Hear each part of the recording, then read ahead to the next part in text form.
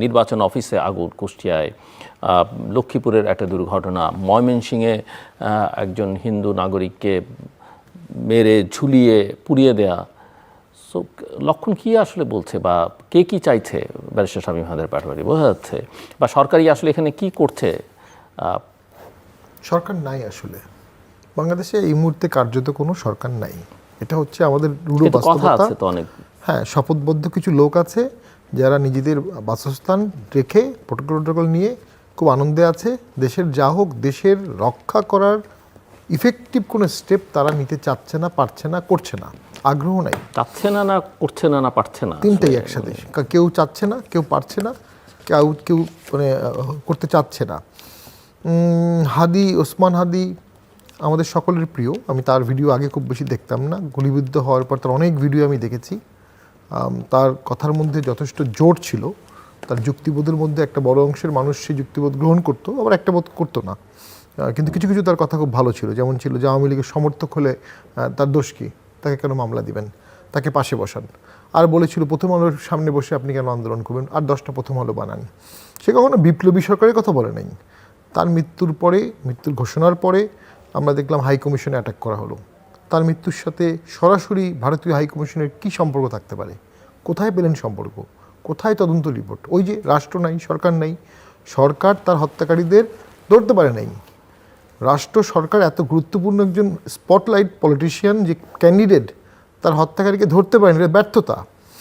এবং ধরতে না পারার কারণে পরবর্তীতে প্রথম আলো অফিসে আগুন দেওয়া হলো। কি ভয়ঙ্কর! যে পত্রিকাটা বিগত সময়ে সেই সরকারের বিরুদ্ধে সবচেয়ে সোচ্চার ছিল, অভ্যুত্থানের সময় গুরুত্বপূর্ণ ভূমিকা পালন করেছে, লার্জেস্ট ভূমিকা পালন করেছে। যৌক্তিক বা অযৌক্তিকভাবেও আমি বলবো যে এই অভ্যুত্থানের নায়ক হিসেবে যারা লাইমলাইটে এসেছেন নানা কারণে, নানাভাবে, তাদেরকে প্রমোট করেছে যথেষ্ট পরিমাণ। এবং আমরা যারা রাজনীতি করি, অনেক সময় আমরা অনেক অকওয়ার্ড সিচুয়েশন ফেস করি। প্রথম আলো, ডেইলি স্টার, এই ধরনের পত্রিকাগুলো আমাদের রিলেভেন্সি ধরে রাখে। সকল স্টেক হোল্ডার, সবার না, শুধু আমাদের না, সকলের। আপনি তাকে না আগুন দিয়ে দিলেন। ডেইলি স্টারে যখন আগুন দিয়েছেন, 30 জন সাংবাদিক উপরে উঠে চলে গেছে, সেখানে আমার পরিচিত ছিল। তারা 4 থেকে 5 ঘন্টা আটকে পড়েছিল। এই শাহবাগ থেকে ওই জায়গা পর্যন্ত যেতে 2 ঘন্টা সময় লেগেছে, আগুন দিতে 2.5 ঘন্টা সময় লেগেছে। কেউ আসেনি, আগুন দেওয়ার পর এসে তোয়াজ করেছে, আমাদের আর 20টা মিনিট সময় দেন, আমরা একটু ওদেরকে বাঁচাই। এভাবে রাষ্ট্র চলে? যারা আগুন দিচ্ছে তাদেরকে লাঠিচার্জ করতে হতো, অ্যারেস্ট করতে হতো, মানে এত নমনীয় হবার। এবং যদি আপনার জানারই কথা যে ওই দিন আগুন দিতে পারে, আপনি শাহবাগে ওদেরকে কন্টেইন করে দেন। হাদি নিশ্চয়ই এটা চাইনি যে আমার মৃত্যুর পরে প্রথম আলো অফিসে আগুন দেওয়া হোক। হাদির অসংখ্য নিউজ তো প্রথম আলোই ছাপিয়েছে। হাদি নিশ্চয়ই চাইনি ডেইলি স্টারে আগুন দেওয়া হোক। তারপরে দেওয়া হলো উদীচীর সাথে তো বাংলাদেশের স্বাধীনতার সম্পর্ক আছে, এবং তারা বাংলাদেশের একটা কালচারাল ধারক বা ছায়ানটে। অর্থাৎ রবীন্দ্রসঙ্গীত গাইতে দেওয়া যাবে না। পাকিস্তান পিরিয়ডে যেমন রবীন্দ্রসঙ্গীত বন্ধ করে দিয়েছিল, সেই রকম রবীন্দ্রসঙ্গীতের ধারকবাগ একটি জায়গায় আগুন দিয়ে দেওয়া হলো। তো কোন দিকে যাচ্ছি আমরা? কোন দিকে ডক্টর ইউনূস নিয়ে যাচ্ছেন? উনি কি বুঝতেছেন আমরা কোন দিকে যাচ্ছি? একটা সিরিয়াস কালচারাল এনহিলেশনের অ্যাটেম্প্ট হচ্ছে, যেটা সফল হওয়ার কোনো কারণ নাই।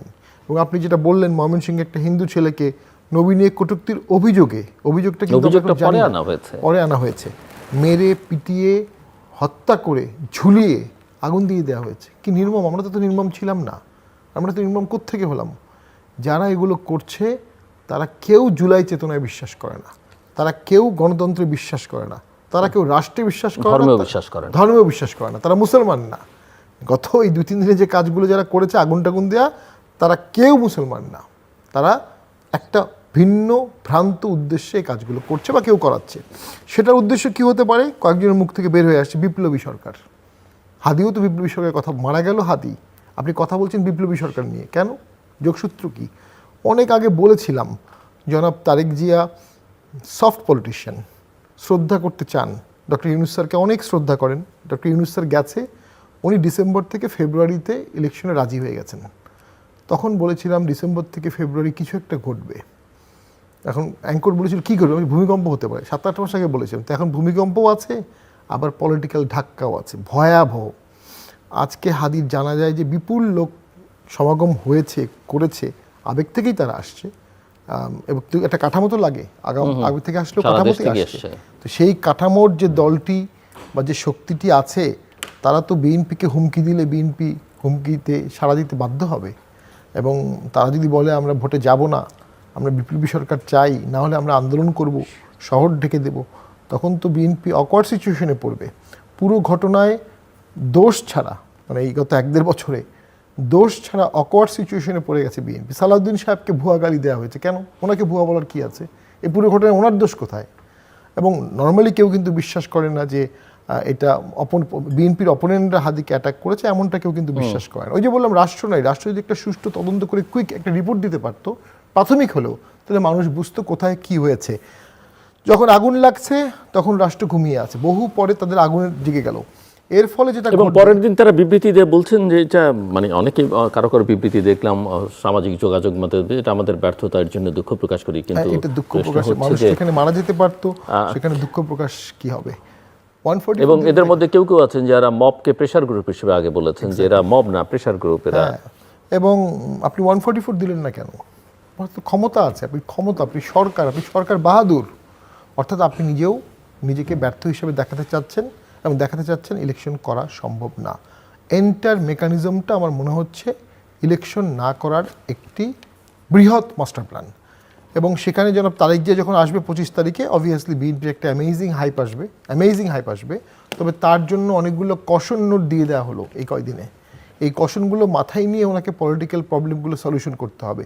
বিএনপির প্রবলেম হচ্ছে কোনো ঘটনায় তারা কিন্তু সঠিক বক্তব্য দিতে পারছে না।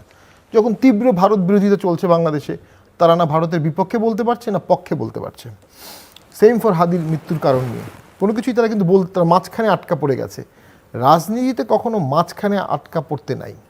বিএনপিকে এখন সিদ্ধান্ত নিতে হবে, যদি তারা নিজের দলকে ক্ষমতায় নিতে চায়, দেশ বাঁচাতে চায়, তারেক জিয়া সাহেব দেশের প্রাইম মিনিস্টার হতে চান, মুক্তিযুদ্ধের সমস্ত শক্তি তাদের এক পতাকা তলে আনতে হবে। বৈধ যারা আছে, এখন এই মুহূর্তে আওয়ামী লীগের কথা বলবো না, বৈধ যতগুলো শক্তি আছে সবাইকে যদি একসাথে আনতে পারে, তাহলে এই কাউন্টার শক্তির সাথে তারেক জিয়া সমানে সমানে কথা বলতে পারবে। আই ডাউট আদারওয়াইজ তাকে অনেক ক্ষেত্রে সাবমিসিভ হতে হবে, অনেক আনজাস্ট কম্প্রোমাইজ মেনে নিতে হবে। ঠাকুর, ধন্যবাদ আপনাকে। দেখুন, ময়মনসিংহের যে ছেলেটির নাম দীপুকে পুড়িয়ে মারা হলো, হত্যা করে পুড়িয়ে মারা হলো। তো আমি যারা মুসলমান দাবি করে এই কাজটা করেছে, অনেক ঘটনা ঘটেছে, ছোট ছোট ছোট ছোট লক্ষ্মীপুর একটা বাচ্চা কিভাবে মারা হলো। আপনি আমাকে বলেন যে ইসলামের প্রাথমিক যুগেও বা এরপরে খোলাফায়ে রাশিদিনের আমলেও কি এইরকম কোনো ঘটনা পাওয়া যায়? আপনি নুরাল পাগলার লাশ কবর থেকে উত্তোলন করে পুড়িয়ে দিতে হবে, এইটা কি পাওয়া যায়? তো আজকে উদীচী ছায়ানট আক্রমণ হলো।